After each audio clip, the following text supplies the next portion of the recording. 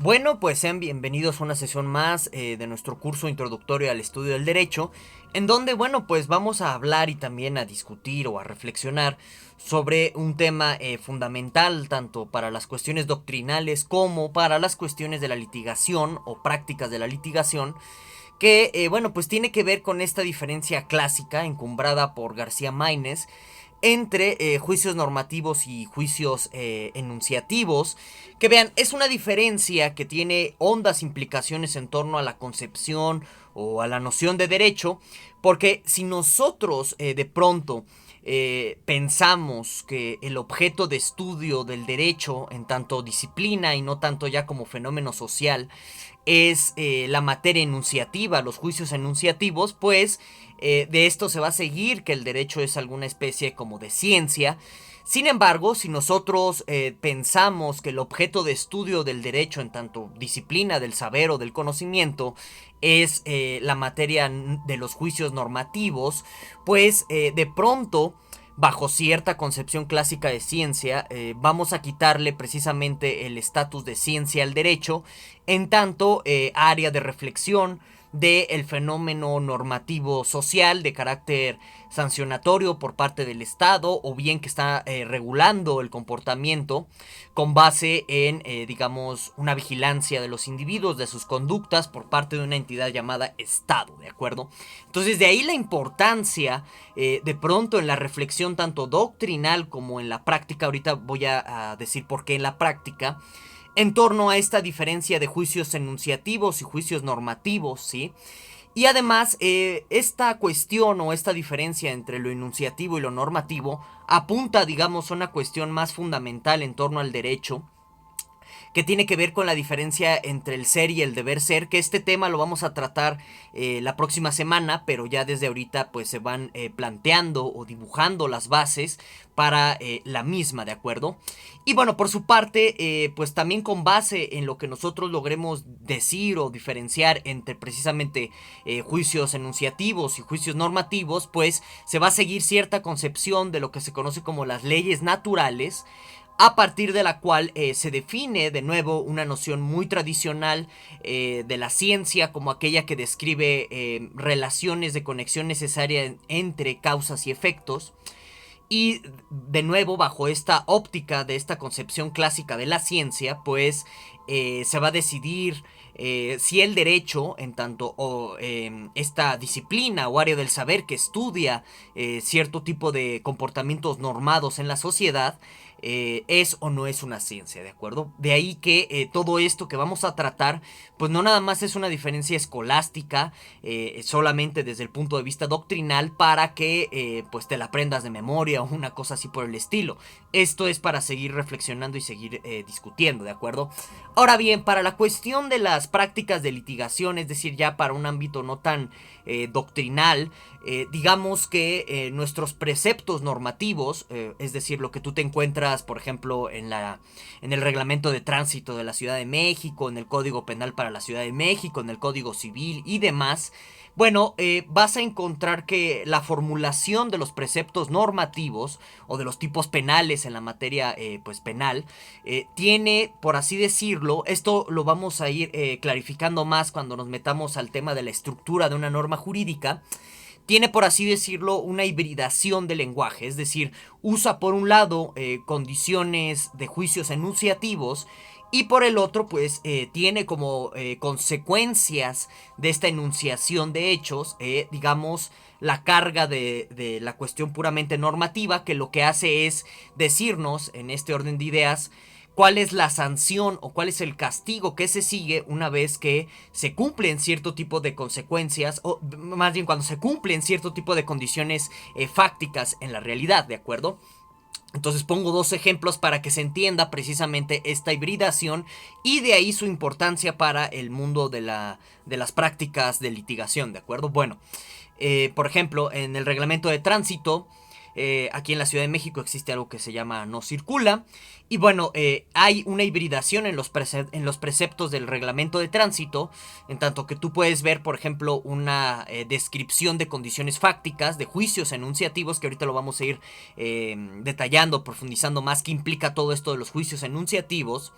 Y bueno, pues existe esta consideración de juicio enunciativo dentro del precepto de los reglamentos de tránsito, toda vez que, por ejemplo, se dan las condiciones a partir de las cuales entra en vigor, por ejemplo, el hoy no circula en la Ciudad de México. Es decir, cuando la contaminación atmosférica sube a tal grado, a lo mejor puede darse el caso cuando existe, digamos, un gran congestionamiento vial, o existen otras series de circunstancias fácticas que se pueden medir, que se pueden percibir por parte de nuestros sentidos, que, bueno, pues se anexan o se agregan como consecuencias dadas esas circunstancias fácticas que se lleguen a presentar, pues ya las consideraciones normativas. Por ejemplo, si los IMECAS, ¿no?, que es el medidor de la contaminación en el aire en la Ciudad de México, sube a tal nivel, por ejemplo, supongamos un 70% de IMECAS, algo así, bueno, pues la consecuencia normativa es que tú no debes circular en caso de que tengas tarjetón rojo o tarjetón azul, una cosa así por el estilo, ¿de acuerdo? Entonces, por eso les digo que la importancia de la diferencia entre la cuestión de juicios enunciativos y juicios normativos para la cuestión de las prácticas de litigación es o versa esta importancia en torno a que tú como litigante aprendas a diferenciar los tipos de lenguajes que están presentes en la norma, para que tú en su debido momento puedas fundamentar bien recursos, sepas qué se tiene que atacar con cuestiones jurídicas, con cuestiones normativas en torno al derecho, y qué se tiene que atacar con cuestiones fácticas en torno a, pues digamos, la enunciación de todo este tipo de consideraciones que están presentes en los preceptos legales. Y de esta manera, al tú diferenciar los tipos de lenguaje presente, tengas una argumentación más sólida y más relevante, ¿de acuerdo? Entonces, esta es la importancia de algo tan básico y tan fundamental para las prácticas de litigación en torno a la diferencia entre juicios normativos y juicios enunciativos. Ya sabes, te recuerdo brevemente, ya para cerrar esta breve introducción, que cualquier duda, comentario que se tenga me la puedes dejar aquí abajito en la caja de comentarios. Y bueno, te pediría, en caso de que te guste el presente video, a modo de apoyo, que te suscribas al canal, que le des like al video, y que bueno, pues en su caso, pues lo compartas este video con un amigo o con un conocido que pues tenga intereses similares o encontrados respecto a las cosas que aquí estamos reflexionando, ¿de acuerdo? Bueno, entonces vamos a empezar con la consideración de qué es esto de los juicios enunciativos, que ya más o menos a grandes rasgos en el preámbulo o en la introducción de la presente sesión, pues quizás ustedes ya lo pudieron identificar con mucha claridad en torno, por ejemplo, al ejemplo de pues la hibridación que existe, por ejemplo, en varios ordenamientos vigentes que tenemos en el caso de la Ciudad de México en torno al reglamento de tránsito, en donde puedes ver esta hibridación entre consideraciones fácticas en términos de ser condicionantes que dan como resultado una consecuencia normativa. Entonces ya con eso tú puedes más o menos vislumbrar que es un juicio enunciativo. Ahora, algo aquí que me gustaría puntualizar es en torno al significado del término, la palabra juicio. Es interesante de pronto analizar por qué personajes como García Maínez en su texto de introducción al estudio del derecho, otros tipos de personajes en torno a cuestiones de doctrina jurídica como Hartman, el mismo Kelsen, siguen utilizando de pronto este término que tiene una fuerte herencia kantiana. Y en este sentido, la consideración del juicio, si ustedes son un poco observadores, incluyendo los casos en donde no se tengan unas bases filosóficas muy profundas, les recuerdo que tengo un canal de filosofía respecto a estas cuestiones, está en la descripción, es el pensamiento en llamas. Pero bueno, volviendo, el término juicio pues nos remite inmediatamente a la consideración del juzgar, como un acto de primera persona, es decir, como una cuestión que hace un sujeto respecto a lo que se le está presentando en la realidad. Entonces, aquí el término de juicio es algo interesante, porque habla de inmediato de, digamos, como una especie de perspectiva, como una especie de panorama que se abre frente a un sujeto en torno a lo que se le está presentando en la realidad. Y entonces cuando hablamos de juicios enunciativos, hay que tomar en cuenta que son consideraciones que versan en torno a creencias, estados de creencias o afirmaciones que hace un individuo sobre lo que se le está presentando en la realidad. Entonces, por eso la consideración del término aquí de juicio es muy interesante para reflexionar en torno a los significados que hay cuando hacemos este tipo de diferencias entre juicios enunciativos y normativos, ¿de acuerdo? Bueno, entonces los juicios enunciativos lo que pretenden a modo de usos del lenguaje es conseguir decir cómo son las cosas, ¿de acuerdo? Entonces un juicio enunciativo básicamente va a versar en decir por parte de un sujeto qué son las cosas que se le están presentando en la realidad, ¿de acuerdo? Y en este sentido o en este orden de ideas, los juicios enunciativos pues pueden ser contingentes o necesarios en torno a si la verdad que pretenden comunicarnos dichos juicios son puramente espaciotemporales, relacionadas a una circunstancia muy determinada, o bien son verdades absolutas, atemporales, acontextuales, que para todo momento y todo tiempo se va a seguir aplicando. Vamos a ejemplificar todo esto para que no sea tan enredado de pronto de comprender. Por ejemplo, un juicio enunciativo del tipo: mira, aquí está cayendo un rayo, el cielo es azul, el árbol es verde, la Ciudad de México es fea. Que aquí este es un ejemplo con maña el que les estoy poniendo. Ahorita me voy a meter más con esto de la Ciudad de México es fea. Todos estos juicios en primera instancia parecen ser juicios enunciativos porque en términos de la primera persona, es decir, del hablante que quiere comunicar algo sobre lo que está aconteciendo en la realidad, lo que quiere decirnos es cómo son las cosas según cómo a él se le están presentando, ¿de acuerdo? Entonces una persona, por ejemplo, daltónica que te dice el cielo es rojo, bueno, eso es un juicio enunciativo según su perspectiva, según cómo está constituido o estos problemas hereditarios que tienen que ver con problemas de la vista. Todo esto sigue constando o sigue contando como un juicio enunciativo porque tiene una pretensión de verdad, tiene una pretensión de decirnos cómo son las cosas. Y algo interesante de los juicios enunciativos es que también algunos, no todos, tienen como característica que se le va a seguir o que se le va a dar algún método de comprobación. O sea, cuando yo digo que el cielo es azul, por ejemplo, pues se le va a inferir o se va a seguir de este tipo de enunciaciones, a veces de manera explícita, otras de manera implícita, que hay un modo de comprobar esto. ¿Y cuál es el modo de comprobar que el cielo es azul? Pues a lo mejor con nuestros sentidos, simplemente levantando la vista. Pero para otro tipo de juicios enunciativos, como por ejemplo que el agua es H2O, pues ya se va a seguir otro tipo de metodología más científica, más concreta, más específica para verificar si lo que se está enunciando de la realidad, es decir, si para verificar en términos muy generales si lo que se está diciendo que existe en la realidad, que está ahí según la perspectiva de un individuo, es verdad o no, ¿de acuerdo? Y en este orden de ideas, la cualificación o la calidad de ser un juicio enunciativo contingente o necesario versa en una cuestión metafísica muy particular en torno a la idea de que pues este tipo de verdades van a valer para todo momento o van a valer para solo unos cuantos momentos. Y entonces cuando yo les digo que el cielo es azul, bueno, este tipo de enunciados, si ha de ser verdadero, uno diría al menos que esto puede ser estrictamente necesario, o sea que es una verdad necesaria que el cielo sea azul. Pero, y por eso es importante la cuestión de las metodologías para comprobar si un juicio enunciativo es verdadero o no, se pueden dar circunstancias en donde, por ejemplo, el cielo deje de ser azul, ¿no? En el atardecer, en el anochecer, incluso, qué sé yo, si pensamos en otros planetas tipo Marte, que a lo mejor ahí el cielo es rojo. Este tipo de enunciados lo que va a hacer en términos de su valor de verdad, es decir, en términos de qué tan verdadero sea para nuestro momento, para nuestro tiempo, para todo tiempo posible, es acotar su valor de verdad, ¿de acuerdo? Lo va a restringir a una cuestión puramente contingente o puramente necesaria, ¿de acuerdo? Entonces, los juicios enunciativos, en pocas palabras, son descripciones de hecho. Este tipo de descripciones se pueden enumerar a modo de lo que se suele conocer como descripciones definidas, es decir, que tú puedes dar una serie de características de las cosas o de los hechos que están aconteciendo a modo de lo que tú percibes de ellos. Y como les digo, se va a seguir cierta metodología para comprobar si la descripción de hecho es así como tú lo estás diciendo o no, ¿de acuerdo?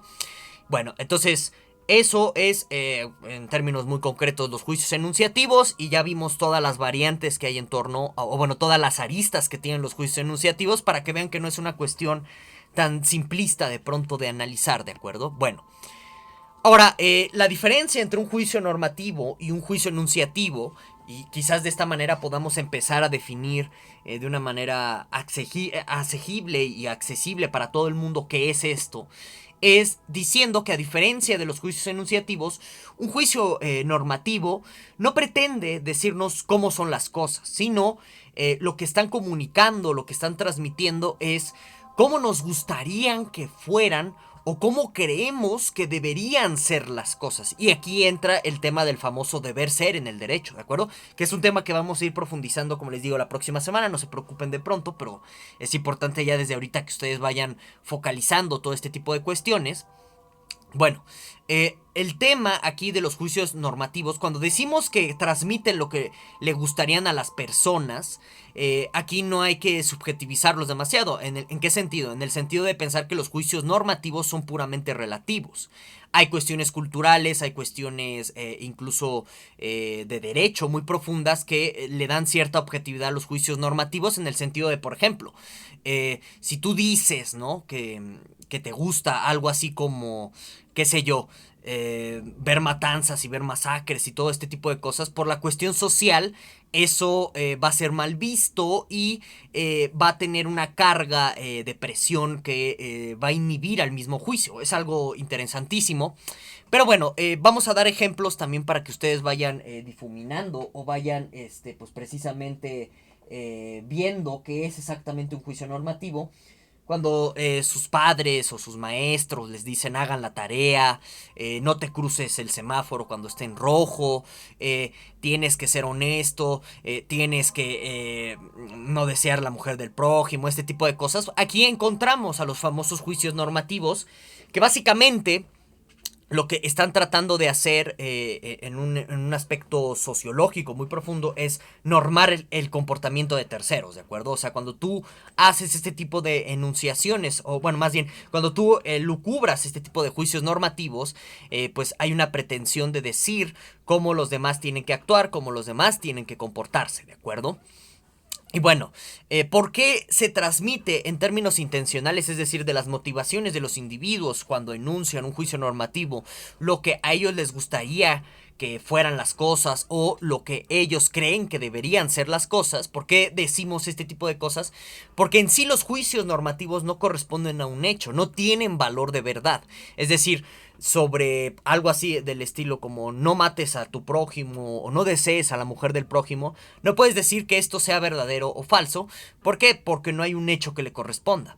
Simplemente aquí a lo que se está aludiendo constantemente es a un modo en concreto en el que a ti te gustaría que las cosas fueran. ¿Por qué? Porque en la realidad fáctica lo que encontramos constantemente son, por ejemplo, homicidios y casos de infidelidad, ¿no? Entre matrimonios y relaciones entre parejas, son demasiados. Y entonces, en virtud de esta cuestión fáctica, noten ustedes, en que, por ejemplo, las personas se matan, las personas son deshonestas, en que las personas son infieles, en que las personas roban y demás, se planifica, se idealiza un mundo en donde no nos gustarían que esas cosas sucedieran.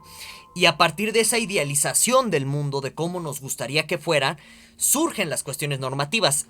En pocas palabras, los juicios normativos están destinados a construir un mundo idealizado que supuestamente es alcanzable en la práctica una vez que tú te adhieres a la conducta que se pretende normar, ¿de acuerdo? Entonces, en este orden de ideas, los juicios normativos, por eso decimos que no tienen valor de verdad, porque están respondiendo a las aspiraciones de los individuos, están respondiendo a lo que quieren que sea la realidad de los individuos y no lo que de hecho es, ¿de acuerdo? Y entonces, en un sentido sociológico muy interesante que ya después trataremos más a fondo, si el contenido del derecho son los juicios normativos, ustedes se podrán dar cuenta que el derecho nace de una aspiración a construir o a llegar a un mundo idealizado. ¿De acuerdo? ¿Por qué? Porque en nuestro mundo existe el homicidio, existe el fraude, existe la infidelidad, existe la deshonestidad, de tal suerte que la cuestión normativa lo que pretende es que mediante precisamente controlar o manipular el comportamiento social, podamos construir o llegar a una utopía social. En este sentido, el derecho está persiguiendo constantemente cuestiones utópicas. Ojo, si su contenido son los juicios normativos. Esto es algo muy interesante. Y bueno, esta diferencia entre juicio enunciativo y juicio normativo, ¿en qué se sustenta? Porque alguien podría pensar de pronto que esta es una distinción muy arbitraria. Pero en realidad se sustenta en nuestros juegos de lenguaje o en el modo en que usamos el lenguaje cotidianamente.